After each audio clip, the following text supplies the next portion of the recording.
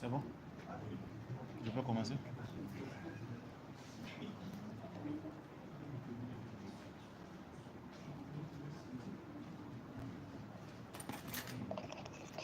بسم الله الرحمن الرحيم إن الحمد لله نحمده ونستعينه ونستغفره ونعوذ بالله من شرور أنفسنا ومن سيئات أعمالنا من يهده الله فلا مضل له ومن يضلل فلا هادي له وأشهد أن لا إله إلا الله وحده لا شريك له وأشهد أن محمدا عبده ورسوله صلى الله عليه وعلى آله وصحبه ومن سن بسنته واقتفى أثره إلى يوم الدين يا أيها الذين آمنوا اتقوا الله حق تقاته ولا تموتن إلا وأنتم مسلمون يا أيها الناس اتقوا ربكم الذي خلقكم من نفس واحدة وخلق منها زوجها وبث منهما رجالا كثيرا ونساء واتقوا الله الذي تساءلون به والأرحام إن الله كان عليكم رقيبا يا أيها الذين آمنوا اتقوا الله وقولوا قولا سديدا يصلح لكم أعمالكم ويغفر لكم ذنوبكم ومن يطع الله ورسوله فقد فاز فوزا عظيما أما بعد فإن أصدق الحديث كتاب الله وخير الهدي هدي محمد صلى الله عليه وسلم وشر الأمور محدثاتها وكل محدثة بدعة وكل بدعة ضلالة وكل ضلالة في النار أما بعد فالسلام عليكم ورحمة الله وبركاته. On était donc dans le livre Al-Wajiz fi fiqh sunnati wal kitab al-aziz et on était au niveau de Adab al-Khala'i. Nous sommes aujourd'hui jeudi combien? Jeudi 30 mai. Hein? C'est le 30 mai, non? Ok, Hijriya. Donc nous sommes le 30 mai 2024 qui correspond donc au 22 de quel mois? Donc le 22 Dhul Qa'da de l'an 1445. Nous allons donc continuer avec notre livre Al-Wajiz fi fiqh sunnati wal kitab al-aziz. Nous étions sur Adab al-Khala'i, les bonnes pratiques à observer par le musulman quand il doit rentrer dans les lieux d'aisance, ou encore quand il est dans les lieux d'aisance, ou encore à sa sortie des lieux d'aisance. Comme nous l'avons dit, il s'agit d'un ensemble de règles qui concourent à certains objectifs, comme le fait de préserver l'honneur du musulman, le fait de le maintenir dans un certain état de pureté et l'aider à manifester un certain respect pour les emblèmes de la religion d'Allah subhanahu wa ta'ala, même quand il s'agit de faire ses besoins. Okay? Donc, l'objectif de ce chapitre-là, c'est concourir donc à la pureté du croyant, parce que nous sommes dans le chapitre de la pureté. Et ce chapitre fait partie des aspects de la pureté. Parmi les conditions, par exemple, de la pureté, il y a le fait que l'objet qui a, ou encore la chose qui a conduit à l'annulation des ablutions, il y a sa cessation. Il faudrait que cet élément cesse pour que les prochaines ablutions soient valides. Je donne un exemple. Quelqu'un qui rentre aux toilettes, qui fait ses selles, pendant qu'il fait ses selles, il ne peut pas faire ses ablutions. Quand il finit ses selles et qu'il ne se nettoie pas, c'est comme s'il était encore en train de faire ses selles. Okay? Donc, sans ce chapitre, en réalité, il n'y a pas de purification. Donc, ce sont des choses qui précèdent la purification. Ce sont des choses qu'on fait avant de faire les ablutions. D'où le fait que les savants le mettent ici. Non, donc nous étions sur le 6e point, je pense bien. On avait fini avec le 5e. Le 6e nous dit wala yajuzu istiqbalu al-qiblati wastidbaruha fi as-sahra'i wala fi al-bunyan. Le 6e élément, il ne lui est pas permis istiqbal al-qiblati wa la yajuzu istiqbal al-qiblati. Il n'est pas permis de faire face à la qibla wastidbaruha, ni de faire face à la, ni de donner dos à la qibla. Donc, wala yajuzu, il n'est pas permis istiqbal al-qiblati, le fait de s'orienter, de se diriger vers la qibla, wastidbaruha, ni le fait de lui donner dos, fi sahra'i, qu'on soit dans un espace vide où il n'y a pas d'enclos, il n'y a pas de clôture, wala fil bunyan, ou encore qu'on soit dans un endroit déjà bâti. Ok? Donc, il a cité ces éléments parce que il y a des avis qui disent, par exemple, que cela est permis quand tu es dans un espace clôturé, quoi. Ok? Où il y a une barrière entre toi et la qibla. Pas comme quand tu es dans un espace vide. Donc, lui, il nous dit que dans les deux cas, il n'est pas permis. Fi sahara, wala fil bunyan. Qu'on soit en zone désertique, à Sahara, c'est le Sahara. Donc, qu'on soit dans le vide, dans un espace vide, wala fil bunyan, ou qu'on soit dans les constructions. Dans les deux cas, il nous dit que cela n'est pas permis. Quel est l'argument? عن أبي أيوب الأنصاري رضي الله عنه عن النبي صلى الله عليه وسلم قال Abu Ayyub al-Ansari, il nous rapporte que le prophète sallallahu alayhi wa sallam a dit إذا أتيتم الغائط, quand vous vous rendez au lieu d'aisance, quand vous partez faire vos besoins. Al-Asl, c'est que al-Gha'id désigne les selles. Ok? Mais ici, ce n'est pas les selles seulement qui sont voulus, mais c'est plutôt le lieu où on fait les selles. Donc, qu'il s'agisse de l'urine ou autre. Non. Parce que quand on parle de al-Gha'id, a priori, il y a aussi les selles qui sont inclus. Idha ataytumul gha'ita, quand vous vous rendez au lieu d'aisance, aux toilettes, fala tastaqbilul qibla. Alors, ne vous dirigez pas vers fala tastaqbilul qiblata, ne vous dirigez pas vers la qibla, wa tastadbiruha, et ne lui donnez pas d'eau. Walakin sharriqu aw gharribu, mais tournez-vous plutôt vers le levant ou le couchant, c'est-à-dire vers l'est ou l'ouest. C'est chez nous que la qibla se trouve plus ou moins à l'est. Ok? Quand vous partez dans des pays qui sont par exemple au sud de l'Arabie Saoudite, leur qibla va se retrouver au nord. Quand vous partez dans les pays qui se trouvent à l'est de l'Arabie Saoudite, leur qibla se trouve à l'ouest. Ok? Donc, n'allez pas dans tous les pays pour demander où est l'est. Ok? Dans certains pays, vous risquerez de laisser la qibla derrière vous ou à votre gauche ou bien à votre droite. Ok? Donc, ici, le prophète sallallahu alayhi wa sallam, il dit sharriqu aw gharribu. Tournez-vous vers l'est ou encore vers l'ouest. Ok? Nous, dans notre cas, on dira tournez-vous vers le nord ou encore vers le sud. Parce qu'en s'orientant vers l'est, on ferait face à la qibla. Ok?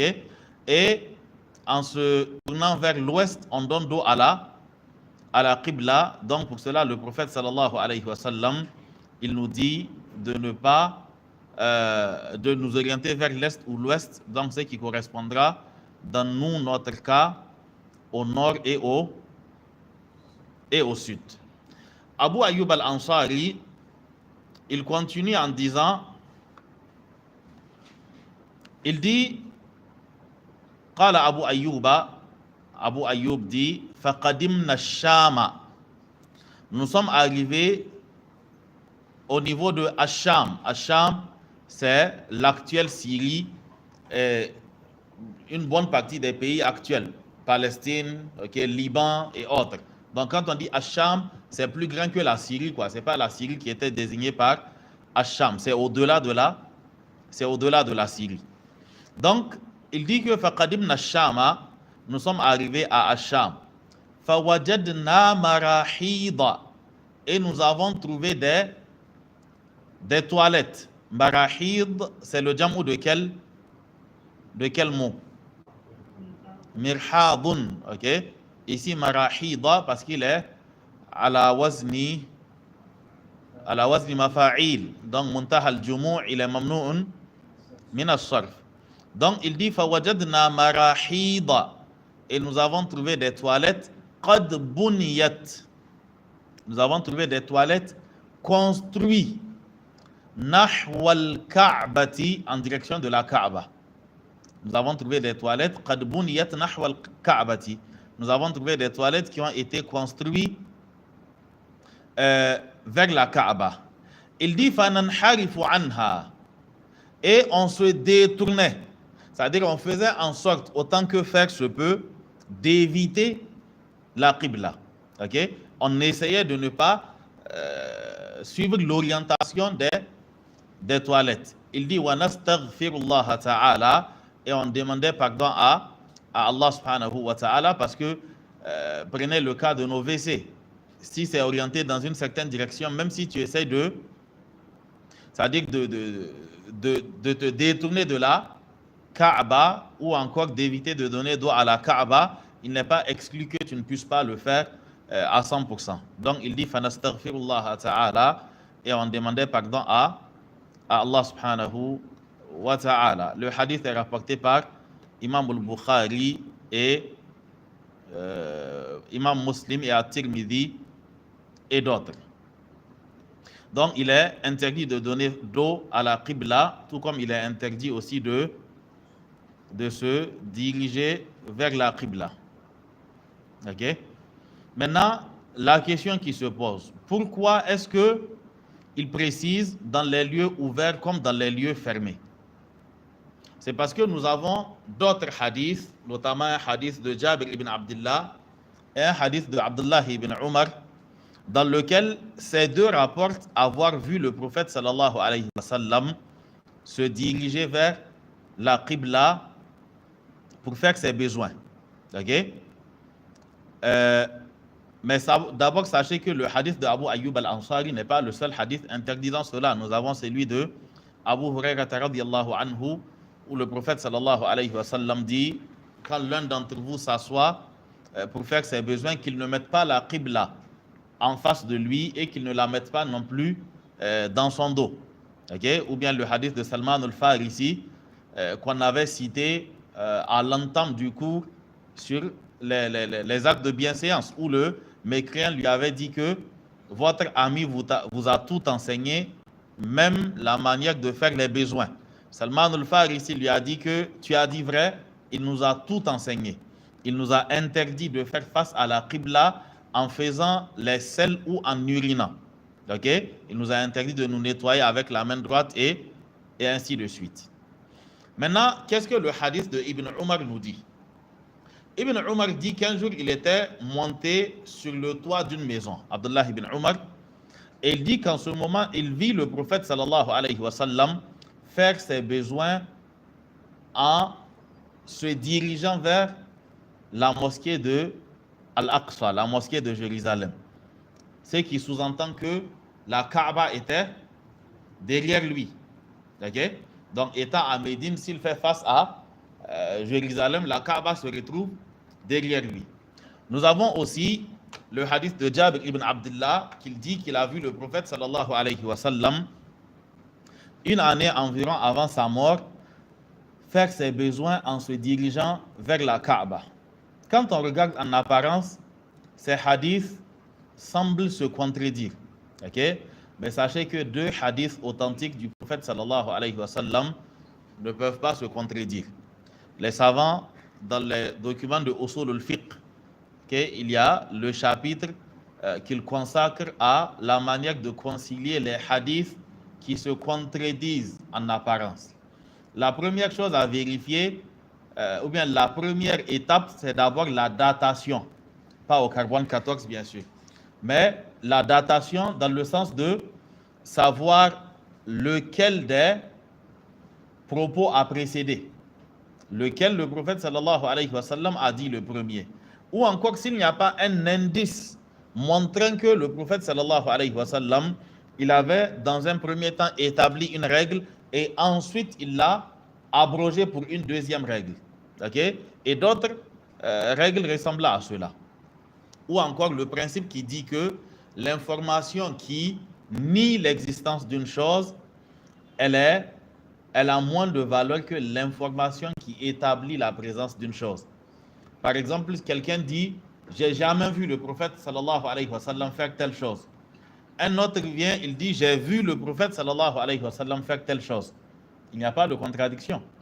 Chacun a rapporté, ça dit que c'est je ne sais pas comment dire ça, son expérience ou bien peut-être son vécu, quoi. Lui, il dit qu'il n'a jamais vu. Mais ne pas voir ne sous-entend pas que le prophète sallallahu alayhi wa sallam n'a pas fait. Donc, quand un autre vient dire qu'il a fait, les deux ne se contredisent pas en réalité. L'autre a parlé selon sa science. Ou encore, donc c'est la règle qui nous dit que al-muthbitu muqaddamun ala al-munfi.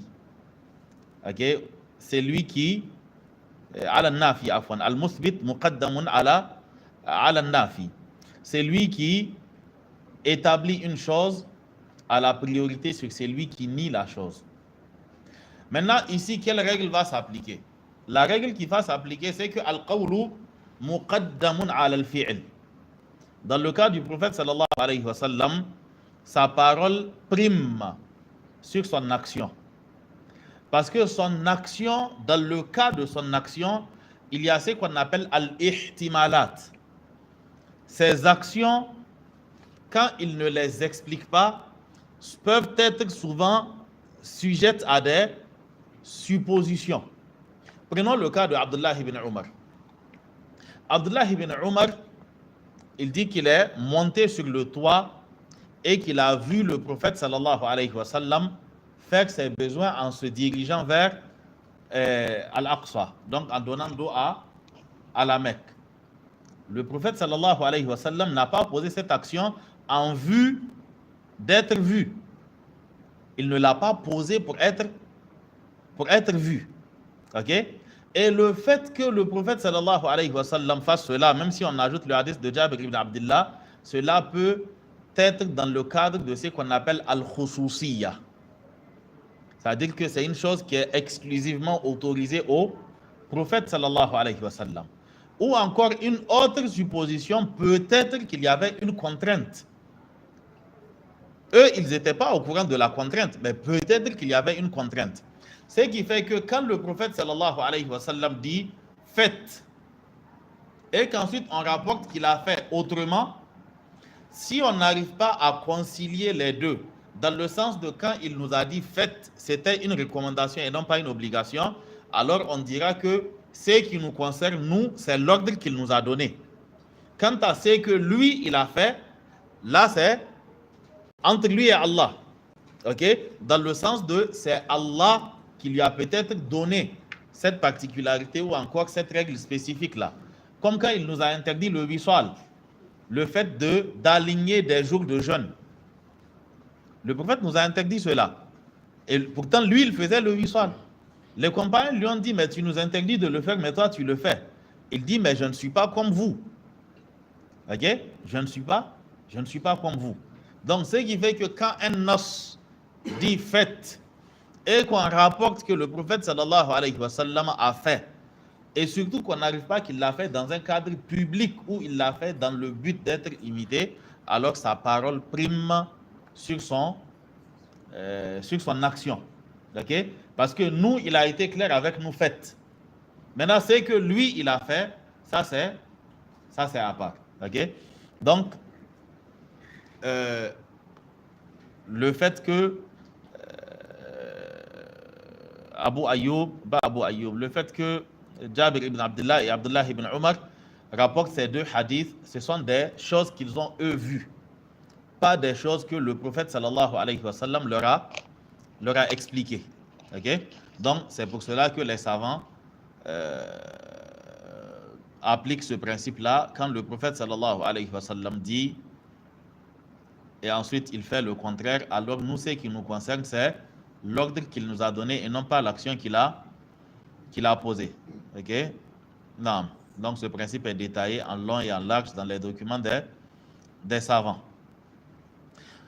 Un autre élément qui peut nous montrer l'interdiction de la chose, c'est le hadith rapporté par Abu Daoud et Ibn Hibban et d'autres, où Hudhayfa ibn al-Yaman nous dit que le prophète sallallahu alayhi wa sallam dit que quiconque crache en direction de la Kaaba, il se présentera le jour de la résurrection avec son crachat au milieu de son front. A priori, le crachat est moins grave que le fait d'uriner. Okay? Donc, si le prophète sallallahu alayhi wa sallam, il se prononce sur le cas du crachat, alors il est évident que le cas de l'urine est encore pire.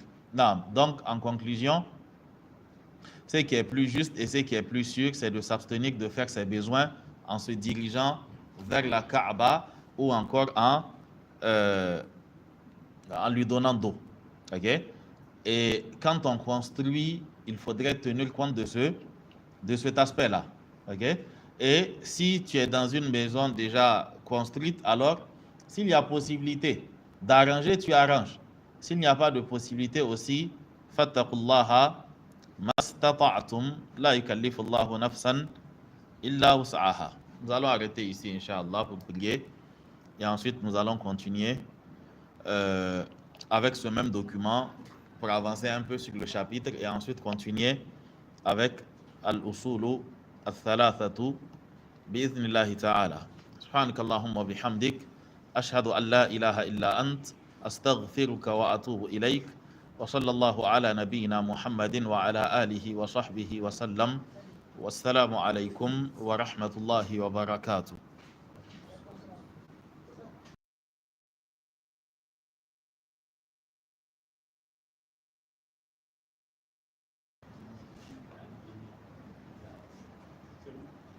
Pour moi, c'est bon.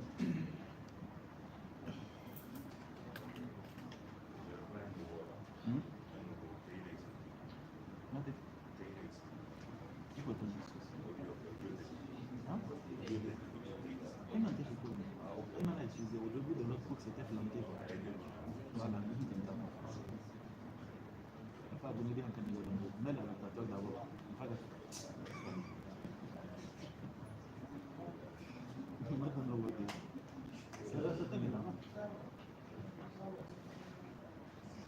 C'est bon? Je peux commencer? Non. Alhamdulillah, wassalatu wassalamu ala rasulillah wa ala alihi wa sahbihi wa man wala, amma ba'du. On était donc sur le 7e point, je pense bien. C'est ça? Donc on a clos le 6e point. Le 7e point nous dit وَيَحْرُمُ التَّخَلِّي فِي طَرِيقِ النَّاسِ وَفِي ظِلِّهِمْ.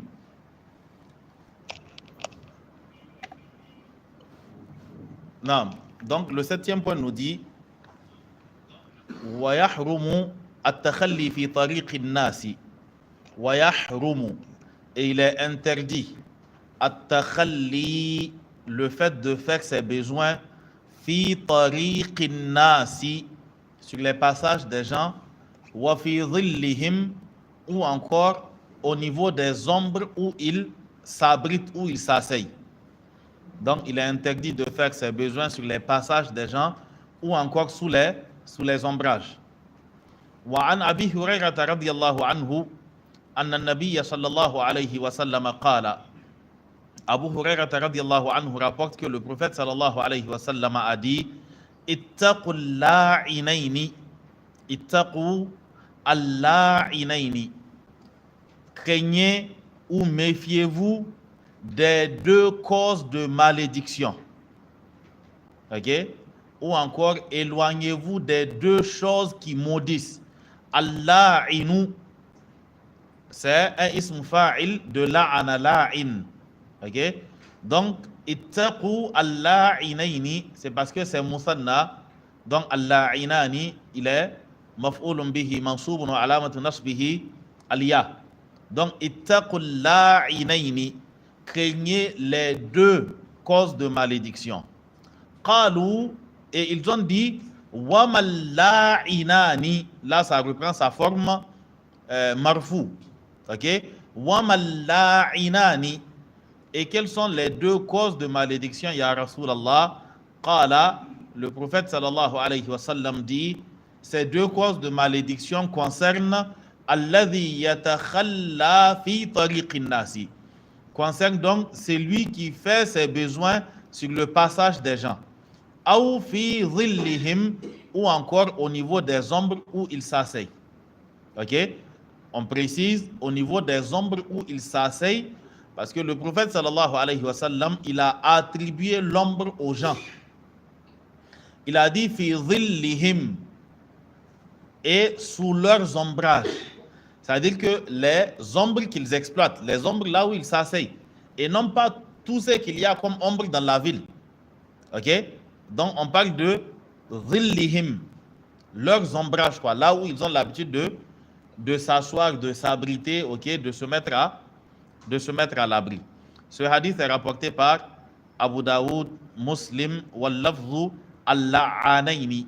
Wal-lafzuhu al-la'anayni. Dans le texte de Imam Muslim, il a dit ittaqu al-la'anayni. Craignez les deux grandes causes de malédiction, parce que c'est comment on appelle ça, siratil mubalagha. Ok, donc c'est avec une forme de fa'al, alors que le fa'il c'est le ismu fa'il. Ok, tout simplement le fa'al maintenant c'est une siratun qui est pour la mubalagha. Ok, donc c'est pour quand je dis al-kafir, ou bien quand je dis al-ghafir, je dis al-ghaffar. Al-Ghafir, c'est un ism fa'il, le pardonneur. Al-Ghaffar, je dis le grand pardonneur. Ok? Et plein d'autres exemples, je pense qu'on est déjà passé par là plusieurs fois. Al-Kadhibu, Al-Kadhabu, le menteur, le grand menteur. Non, et ainsi de suite. Donc, dans le texte de Muslim, il a été dit ittaqul la'anayni, craignez les deux grandes causes de malédiction. Et dans le texte de Abu Daoud, c'est ittaqul la'inayni. Naam. Donc, dans ce hadith, nous comprenons qu'il est interdit pour un musulman de faire ses besoins au pied des arbres des gens. Ou bien, tu vois un mur, le mur de la maison de quelqu'un, tu pars uriner là-bas. Regardez le pourtour des écoles. Ou bien si par malchance tu as mis ton mur, c'est-à-dire l'arrière-cour se trouve sur un passage où il n'y a pas d'autre porte, où les gens ne s'asseyent pas. C'est-à-dire que c'est comme si tu as écrit sur le mur, venez uriner, c'est pour vous j'ai fait ça. Ok? Donc tout le monde vient uriner là-bas. Une fois en passant, il était coincé, il a fait ça, on comprend. Mais ça devient carrément le principe. Et malheur à toi s'il y a un petit marché à côté ou bien des boutiquiers, okay, des boutiques qui sont alignées. Ils peuvent aligner 20 boutiques sans avoir l'idée de faire une petite clôture, un petit lieu où ils vont faire leurs besoins. Et maintenant, ce sont les maisons des riverains les murs des maisons des riverains qu'ils vont exploiter comme toilettes. Ok? Non, ce qui fait que dans certains lieux, quand tu pars, quand tu leur dis que tu veux aller aux toilettes, ils te disent tu prends juste le tournant, quoi. Et tu prends le tournant, tu t'attends à voir des toilettes, mais tu te rends compte que c'est le mur de quelqu'un, quoi. Ok? Donc cela n'est pas du tout correct, cela n'est pas digne du musulman. Qu'on dise que toi tu fais tes besoins sur les murs des gens, ça n'a pas de sens. Toi-même, quand tu vois le mur, est-ce qu'on a besoin de t'écrire interdit d'uriner? Tu penses que c'est fait pour uriner? Ok? Rien que ici dans le couloir, vous avez l'exemple, la première maison, dès que vous descendez du couloir à gauche, c'est carrément, ça dit que c'est le principe, quoi. Tout le monde urine là-bas. Dès qu'il prend le 6 mètres seulement, il urine. Et si c'est pour aller vers le goudron, avant d'aller au goudron, non, qu'Allah subhanahu wa ta'ala nous aide. Cela n'est pas du tout digne des musulmans. Mais ce qui est encore pire, c'est le fait que les musulmans aussi ne prévoient pas de lieu d'aisance public, quoi. C'est-à-dire que quand tu te retrouves en plein centre-ville, même pas en plein centre-ville, tu te retrouves dans certaines zones, il n'y a pas ce lieu où tu pourras faire tes besoins. Même si c'est en payant, il n'y en a pas. Donc, ce qui fait que les gens aussi, au lieu de trouver la solution, ils ont trouvé la solution à leur manière. Ok? Donc, cela n'est pas du tout normal. Les lieux d'aisance doivent être des choses qu'on n'oublie pas, parce qu'il ne s'agit pas d'une situation qui arrive à X, qui n'arrive pas à Y, quoi. Ok? C'est une situation à laquelle tous les humains sont soumis. Donc, par conséquent, ce sont des choses qu'il faut prévoir. Et si ça ne t'est jamais arrivé, un jour, ça t'arrivera. Ok? Naam, qu'Allah subhanahu wa ta'ala nous aide. Donc, le prophète sallallahu alayhi wa sallam, il dit fi tariqin nasi, donc sur les passages des gens, wa fi dhillihim. L'islam, c'est une religion de propriété. Comme l'a dit le prophète sallallahu alayhi wa sallam, al-imanu bid'un wa sab'una shu'bah. La foi, elle est en une 70aine de branches. Le prophète sallallahu alayhi wa sallam, il dit A'laha qawlu la ilaha illallah. La plus haute branche, c'est le fait de dire le la ilaha illallah avec ce que cela implique comme condition. Ok? Et il dit wa adnaha. Et la plus petite branche, c'est imatatul adha anit tariqi.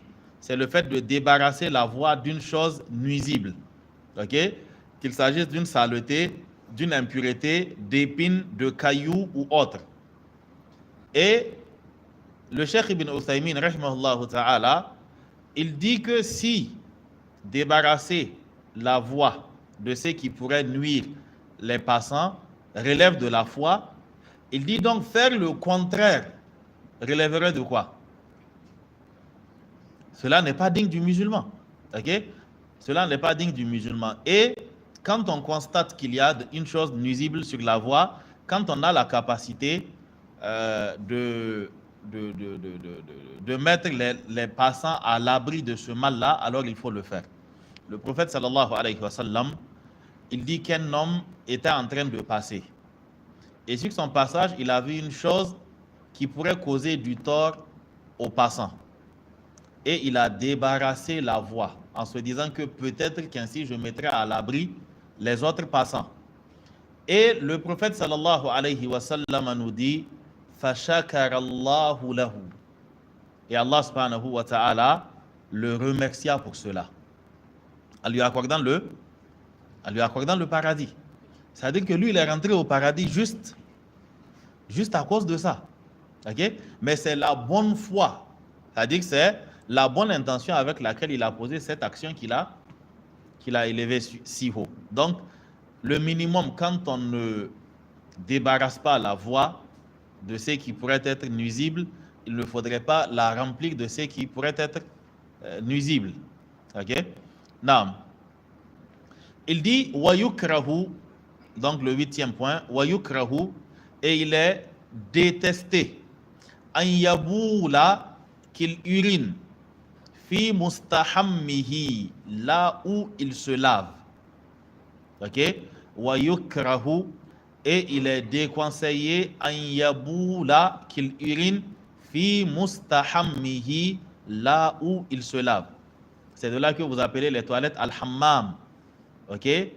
Dans le fi'l, c'est istahamma. Donc de là, on appelle les lieux d'aisance, ou bien les douches, on les appelle al-hammam. Donc cela est réprouvé. Dans certains cas, cela devient interdit.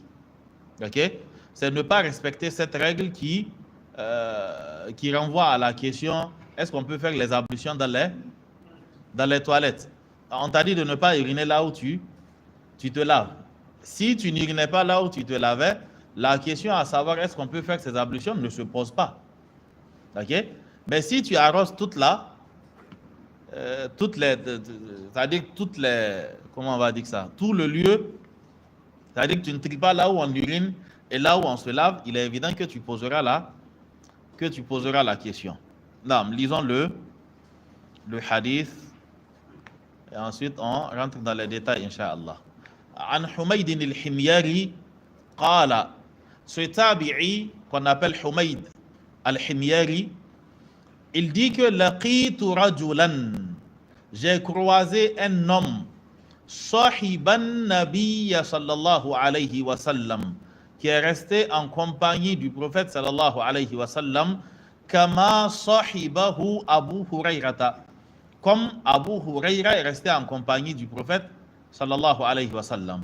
J'ai entendu cet homme qala dire. Le principe c'est que jahalatu sahabiyyi la tadur. Le fait d'ignorer le nom d'un compagnon ne cause aucun problème. Ok? Mais si c'est en deçà du compagnon, si tu dis j'ai entendu un homme qui a vu les compagnons dire que tel compagnon a dit, on te dit non, non. Ok? Lui, dans son cas, on n'a pas une attestation de la part d'Allah subhanahu wa ta'ala et de son prophète. Mais pour le cas des compagnons, on n'a pas besoin du nom. Ok? Il suffit juste que le tabi'i en question soit fiable et qu'il dise un des compagnons a dit, ou un compagnon du prophète sallallahu alayhi wa sallam dont j'ai oublié le nom a dit. Ok? Et cela est pris en compte. Non. Donc, il nous dit que ce compagnon qui est resté en compagnie du prophète sallallahu alayhi wa sallam, comme Abu Huraira, ce compagnon a dit Naha Rasulullah sallallahu alayhi wa sallam an yamtashita ahaduna kulla yawmin. Le prophète sallallahu alayhi wa sallam a interdit que l'un d'entre nous se peigne chaque jour. On dirait une femme. Ok? Même si vous n'aimez pas le hadith, je vais lire ça. Donc, Naha Rasulullah sallallahu alayhi wa sallam, le prophète sallallahu alayhi wa sallam a interdit an yamtashita ahaduna kulla yawmin, que l'un d'entre nous se peigne chaque jour. Qu'est-ce que cela signifie? Là, il y a d'abord deux choses à préciser. Ça ne s'applique pas aux femmes, ça s'applique seulement aux hommes. Et ça s'applique aux hommes quand la chose devient une pratique où tu te mettras devant un miroir pendant des minutes en train de peigner par-ci, arranger par-là, okay, frotter par-ci, te mirer par-ci, de profil, de face. Tu regardes si c'est bien. Ok? Donc cela est interdit dans le cas de l'homme. C'est vilain même à voir. Tu regardes quoi là-bas? Ok? Non. Et donc, quand le besoin ne se fait pas sentir, il n'y a pas lieu de le faire. La plupart des Arabes n'ont pas besoin de se peigner tous les jours.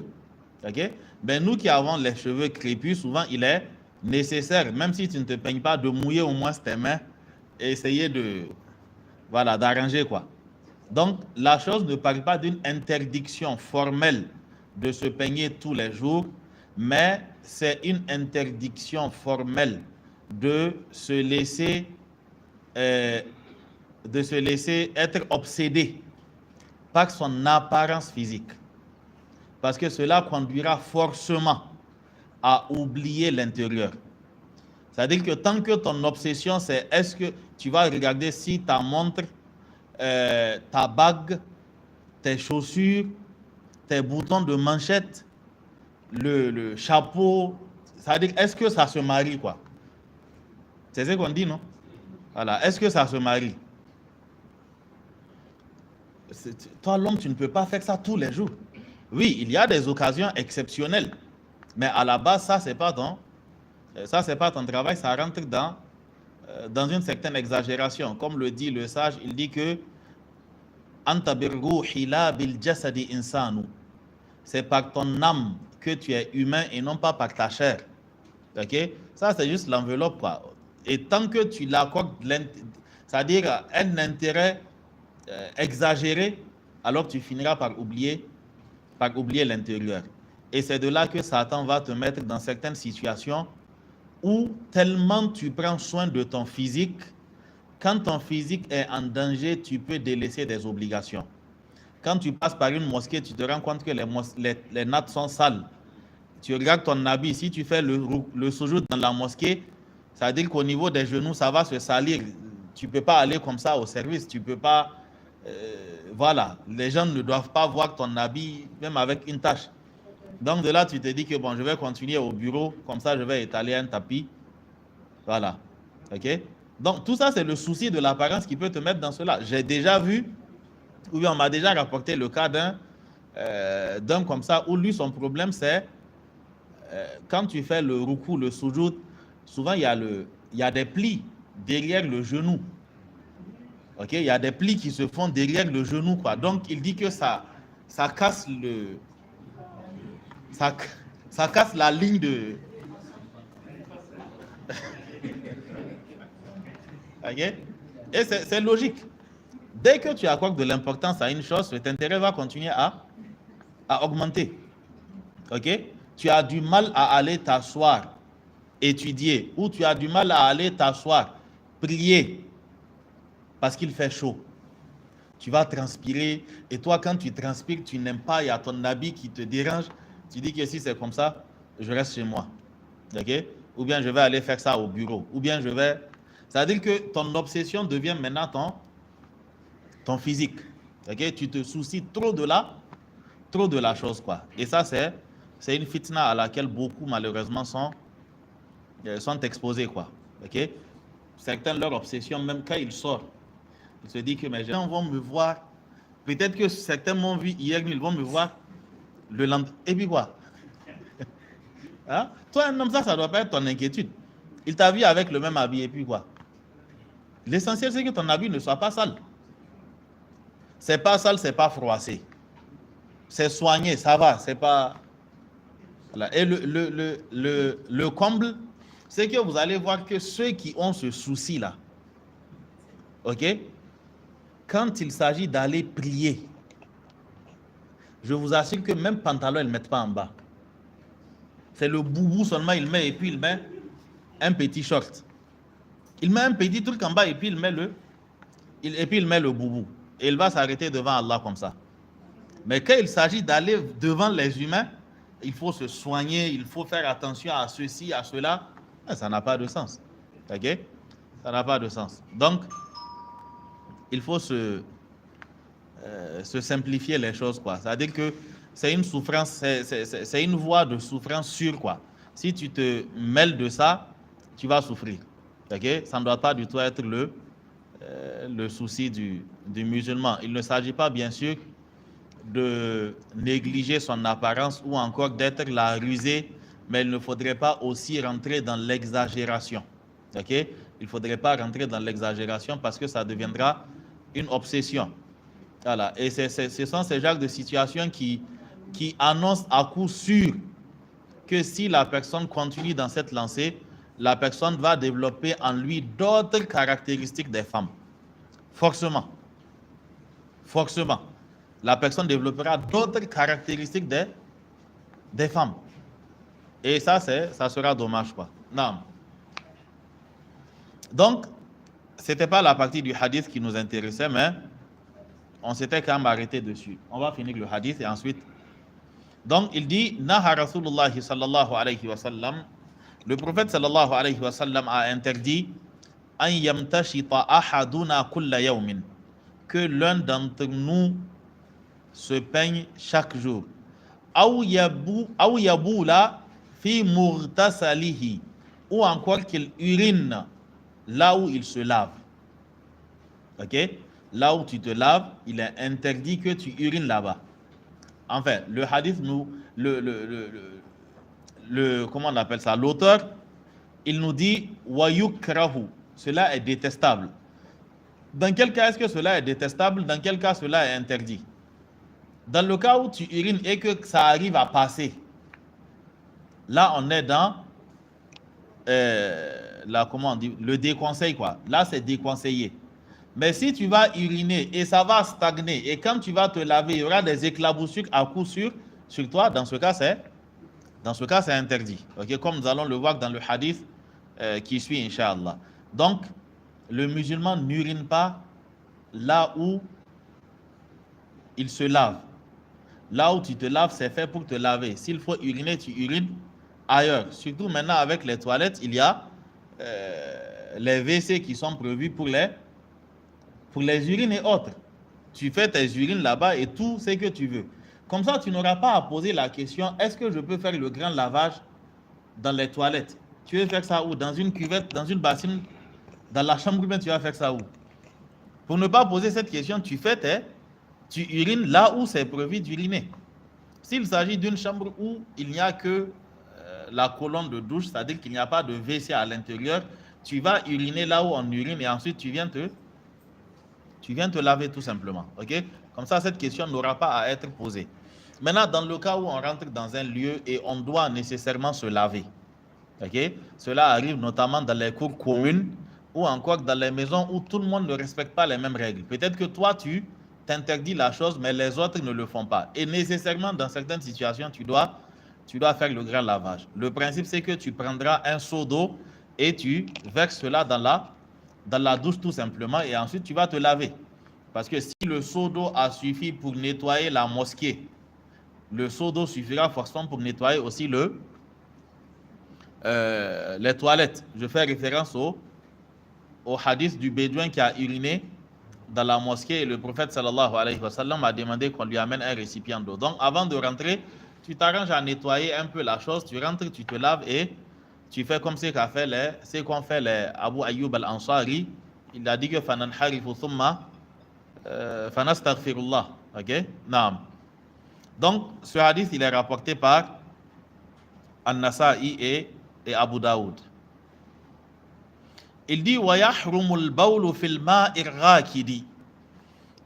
Et il est interdit d'uriner fil ma'i rakidi, dans l'eau stagnante, l'eau qui ne bouge pas. Dans d'autres hadiths, on parle de al-ma'u da'im, l'eau qui est permanemment là, pour parler de l'eau qui stagne en fait.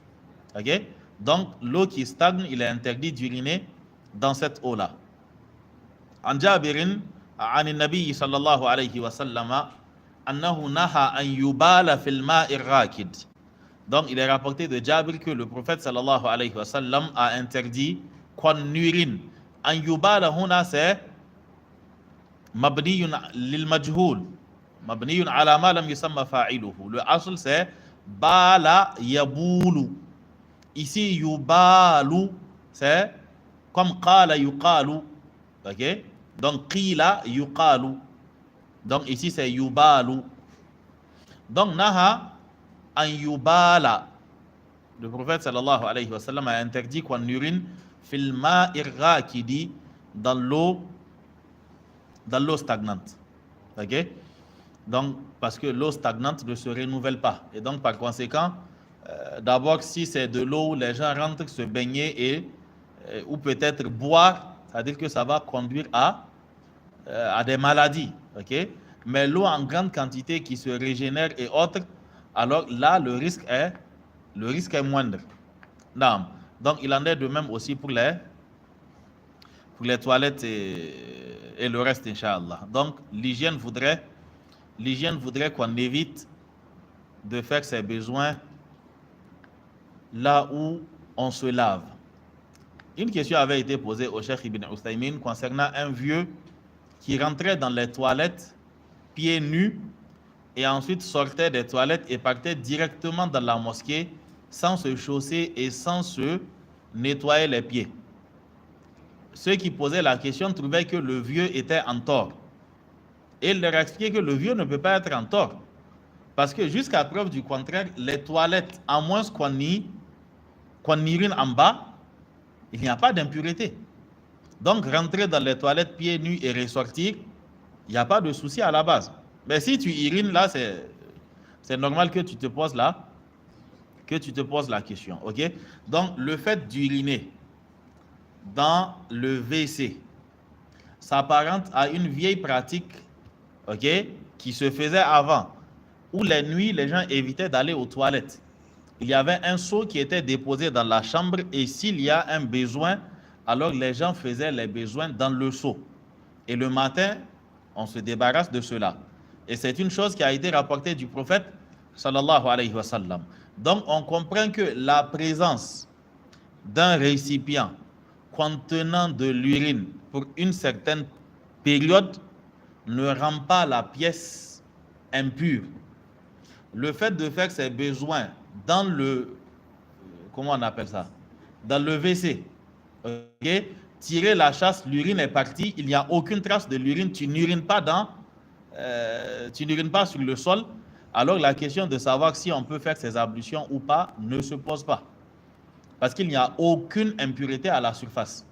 Il n'y a rien de souillé. L'endroit, elle est propre. Le seul problème, c'est que l'endroit est appelé toilette. Donc, c'est de là que le blocage vient. C'est comme si on te donne les pots pour enfants là, les pots de bébé. C'est toujours fait en plastique. On te donne le gobelet, tu bois dedans. Mais on te donne le pot où les enfants font leurs besoins, tu ne peux pas. C'est-à-dire que le fait qu'on l'ait appelé pot et qu'on lui ait donné une forme fait que tu ne peux pas. Tu ne peux pas. Même si on te met un poulet dedans, okay, tu ne pourras pas le toucher. Parce qu'il y a l'image qui est déjà collée au nom, quoi. Naam, Allahu alam. Donc, le dernier point pour continuer avec Thalathatul Usul. Donc, c'est le 10e point nous dit wa yajuzul bawlu qa'iman. Et il est permis d'uriner debout. Wal qu'udu afdalu. Et le fait de s'asseoir est préférable. Ok? Uriner debout, religieusement, n'a aucun problème. Religieusement, j'ai dit, j'ai pas dit traditionnellement. Ok? Parce qu'on a chicoté tout le monde parce qu'il a uriné debout. Mais religieusement, ça n'a aucun souci. عن حذيفة رضي الله عنه أن النبي صلى الله عليه وسلم انتهى إلى سبات قوم فبال قائما. Hudhayfa ibn al-Yaman nous dit que le prophète sallallahu alayhi wa sallam, alors qu'il marchait, il partait, intaha yani wasala, il est arrivé ila subatati qawmin, il est arrivé au niveau du dépotoir, là où les gens déversent les poubelles. Il est arrivé au niveau du dépotoir d'un peuple, c'est-à-dire des gens qui habitaient la zone.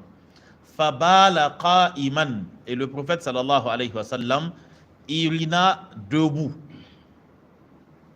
Il dit fatanahaytu, et donc je m'étais éloigné du prophète sallallahu alayhi wa sallam. Et à la fin, faqala, le prophète sallallahu alayhi wa sallam m'a dit udnu, rapproche-toi quoi, viens à côté. Il dit fadanautu, le ha que vous avez c'est un ha us-sakti. Le dhamma est une erreur, c'est un soukoun. Ok? Il dit fadanautu, c'est le verbe dana, thumma dana fatadalla, comme da'a da'autu dana danautu. Il dit fadanautu, je me suis rapproché hatta qumtu inda aqibayhi.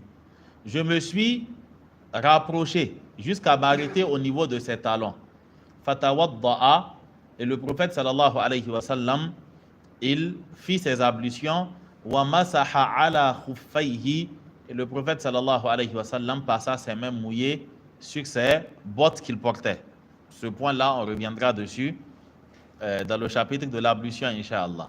Donc ici, Hudhayfa, il nous dit que le prophète sallallahu alayhi wa sallam a uriné debout. Sauf que le fait d'uriner debout était rare dans les habitudes du prophète sallallahu alayhi wa sallam. Au point où Aïcha, qui était sa femme, elle dit qu'il ne l'a jamais vu uriner debout. Et elle alla plus loin en disant que quiconque vous dit qu'il a uriné debout, alors fala tusaddiquhu, ne le croyez pas. Mais comme nous l'avons dit tout à l'heure en préliminaire, c'était quand quelqu'un dit qu'il n'a jamais vu et un autre vient dire qu'il a vu. Les deux ne se contredisent pas. Ok? Parce que les deux n'étaient pas en train de parler du même événement. S'il s'agit d'un seul événement et que deux informations qu'on ne peut pas concilier étaient rapportées, là on dit qu'il y a contradiction. Mais là, il ne s'agit pas du même événement. Elle a rapporté ce qu'elle a vu du prophète sallallahu alayhi wa sallam dans la maison. Et Hudhayfa a vu cet événement hors de la maison et il n'a pas dit que kana Rasulullah sallallahu alayhi wa sallam yabulu qa'iman. Il n'a pas dit le prophète sallallahu alayhi wa sallam urinait debout. C'est un événement ponctuel qu'il rapporte. Il dit je lève un jour, on marchait, il était arrivé à tel endroit, il a uriné debout. Ok? Il dit que wa innama qulna al-qu'uda afdalu. Mais nous avons dit qu'uriner assis est meilleur li'annahu al-ghalibu. Parce que c'est ce qui était fait par le prophète sallallahu alayhi wa sallam dans l'écrasante majorité des cas. لِأَنَّهُ الْغَالِبُ مِنْ فِعْلِهِ. Parce que c'était l'habitude qui dominait dans les faits du prophète sallallahu alayhi wa sallam. حتى قالت عائشة رضي الله عنها, au point où Aïcha a dit man haddathakum, quiconque vous dira que anna Rasulallahi sallallahu alayhi wa sallam, que le prophète sallallahu alayhi wa sallam bala qa'iman, quiconque vous rapportera que le prophète sallallahu alayhi wa sallam a uriné debout, fala tusaddiquhu, ne le croyez pas. Ma kana yabulu illa jalisan, il n'urinait qu'étant assis. Ok? Donc elle ne l'a jamais vu uriner autrement qu'assis. Elle dit que ma kana yabulu illa jalisan, il n'urinait qu'étant assis. Le hadith est rapporté par An-Nasa'i, At-Tirmidhi, wa lafdhuhu, et At-Tirmidhi, lui, il a rapporté ma kana yabulu illa qa'idan au lieu de jalisan, c'est qui a le même sens. L'auteur nous concilie ces deux hadiths. Il dit wa qawluha hadha la yanfi ma ja'a an Hudhayfata. Il dit que wa qawluha, et sa parole-ci, c'est-à-dire la parole de Aïcha, wa qawluha hadha, sa parole-ci, la yanfi, ne nie pas, ne contredit pas, ma ja'a an Hudhayfata, l'information qui est parvenue de la part de Hudhayfa. Li'annaha akhbarat amma ra'at, parce qu'elle a rapporté ce qu'elle a vu. Wa akhbara Hudhayfatu amma ra'a, et Hudhayfa aussi a rapporté ce qu'il a vu. Wa ma'lumun, et il est connu auprès des savants que annal musbita, que c'est lui qui confirme un fait, muqaddamun ala nafi, alors il a la priorité sur celui qui nie le fait. Celui qui dit que telle chose a eu lieu, il a la priorité sur celui qui dit que telle chose n'a pas eu lieu. Pourquoi? Parce que al-aslu, c'est que rien n'a eu lieu. Celui qui dit que la chose n'a pas eu lieu, il est encore à l'état primitif. Celui qui dit que la chose a eu lieu, c'est lui qui est venu avec ziyadatu ilmin. Lui, il a un surplus de science par rapport à l'état primitif, quoi. Donc il dit que annal musbita muqaddamun ala nafi, yani alladhi yuthbitu shay'an, c'est lui qui dit que telle chose a eu lieu, il a la priorité ala nafi sur celui qui nie la chose. Li anna ma'ahu ziyadata ilmin, parce que lui, il a avec lui un surplus de science que l'autre n'a pas. Ok? Parce que le principe c'est que admul ilmi bi shay'in laysa ilman bi adamihi. Le fait de ne pas avoir une science sur le fait qu'une chose ait eu lieu n'est pas la science montrant que la chose n'a pas eu lieu. C'est-à-dire le fait que tu ne saches pas qu'une chose existe n'est pas la preuve que la chose n'existe pas. Ok? C'est toi, tu ignores la chose. Et un autre, lui, là, il est au courant de la chose. Donc, chacun a rapporté ce qu'il a vu, chacun a dit ce qu'il savait. Mais ici, ce qu'il faut noter, c'est que de un, le prophète sallallahu alayhi wa sallam, il le faisait rarement. Ce qui fait que c'est Hudhayfa qui a rapporté ce fait. Aïcha, à la maison, elle n'a pas vu le prophète sallallahu alayhi wa sallam le faire. Quand il faut le faire, deuxièmement, donc quand il faut le faire, il faut tenir compte de deux choses. Premièrement, ne pas être vu. Ok? Ne pas être vu, parce que tu urines debout. Donc, il y a risque que ta nudité soit exposée. Donc, il faudrait tenir compte de cela. Deuxièmement, il y a le cas des éclaboussures. Quand tu urines debout, il y a risque que la chose te revienne dessus, à moins que tu ne sois en hauteur et qu'il s'agisse d'un vide, quoi. Okay? C'est-à-dire que tu es, comme ce qui arrive souvent en voyage, c'est-à-dire que tu es en hauteur. La voie, elle est en hauteur et ce qu'il y a de part et d'autre de la voie, c'est un trou.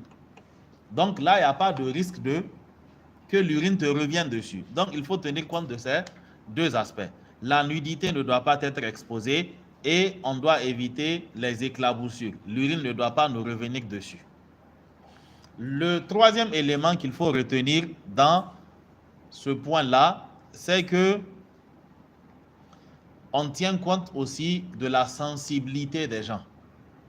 Ok? On tient compte de la sensibilité des gens. On est dans une société où on n'admet pas qu'une personne respectable, ok, qu'une personne âgée, qu'une personne connue puisse se tenir debout pour uriner. Ok? Donc, par conséquent, tu ne vas pas dire que non, c'est permis, le prophète sallallahu alayhi wa sallam l'a fait. Oui, il l'a fait, mais il ne t'a pas dit de le faire. C'est-à-dire qu'il ne s'agit pas d'un ordre du prophète sallallahu alayhi wa sallam, à plus forte raison qu'on dise que c'est la sunna, on va le faire. Ça montre juste que c'est permis. Mais lui-même, il le faisait rarement. Au point où regardez, Hudhayfa, pour le prophète sallallahu alayhi wa sallam, entre Hudhayfa et le prophète, il y a un lien qui va au-delà du fait qu'il le voit uriner debout. Comment est-ce qu'on le nommait? Comment on nommait Hudhayfa où? Sahibu sirri rasuli sallallahu alayhi wa sallam. Le gardien du secret du prophète sallallahu alayhi wa sallam. De tous les compagnons, c'est à lui seulement que le prophète a confié les noms des hypocrites, par exemple. Ok? Donc, c'est un fait qu'il a rapporté et c'est un fait isolé à ton honneur. Ok? Donc, tu ne dois pas uriner. Bon, tu es l'imam de la mosquée. Même nous-mêmes qui disons que c'est permis d'uriner debout, la sensibilité est là, la culture a encore son poids. Si tu vois la personne uriner debout, une grande personne uriner debout, bon, voilà, il n'a rien fait, c'est correct, mais il aurait pu éviter de faire ça. Anabarin halal dankum yako. Voilà. Awara. Gomadeka sosava. Ok? Debout, mais une personne respectable, au vu de tout le monde, c'est une chose qui n'est pas forcément à faire. En tout cas pour le moment, parce que la conscience collective ne tolère pas cela. Le quatrième point concernant cette dixième attitude-là, c'est que dans l'histoire, il y a, dans l'histoire de la médecine chez les Arabes, il y a cette recommandation qui est d'uriner debout pour soigner certains maux, notamment les douleurs de dos, ou encore ceux qui ont des problèmes de prostate et autres. Donc, la difficulté à uriner souvent, elle est due au fait que quand tu t'assois, tu comprimes la vessie. C'est ça qui fait que souvent, quand tu finis, tu te lèves, tu sens qu'il y a une goutte qui est tombée. Ou bien quand tu t'assois, tu urines, souvent tu as l'impression d'avoir fini, mais dès que tu te remets debout, tu sens que le besoin est encore là. Ok? Donc, ceux qui ont ce genre de problème, ou encore ceux qui, quand ils ont envie d'uriner, souvent ils sentent des douleurs au dos, il y a, comme cela est rapporté de l'imam Shafi'i, il y a une recommandation dans ce genre de cas à uriner debout parce que ça aurait pour vertu d'alléger donc ce problème-là.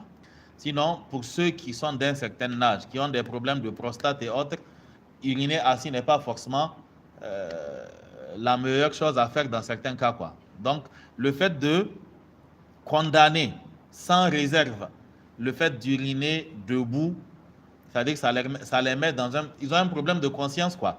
Même seuls, souvent, ils sentent bien qu'en urinant debout, ils se mettraient plus à l'aise. Mais le problème, c'est que dans leur esprit, c'est une chose prohibée et donc ils n'arrivent pas à le faire. Et pourtant, ça peut faciliter les choses. Non. Nous allons donc arrêter ici pour le cours de Wajiz. Je pense qu'on a pu avancer un peu. Il nous reste donc combien de points? 6 points pour terminer ce chapitre et rentrer dans un petit chapitre qu'il a appelé Babul Aniyati, le chapitre traitant le cas des récipients. Naam. Subhanak Allahumma bihamdik, ashhadu an la ilaha illa ant, astaghfiruka wa atubu ilayk, wa sallallahu ala nabiyyina Muhammadin wa ala alihi wa sahbihi wa sallam. Wassalamu alaikum wa rahmatullahi wa barakatuh.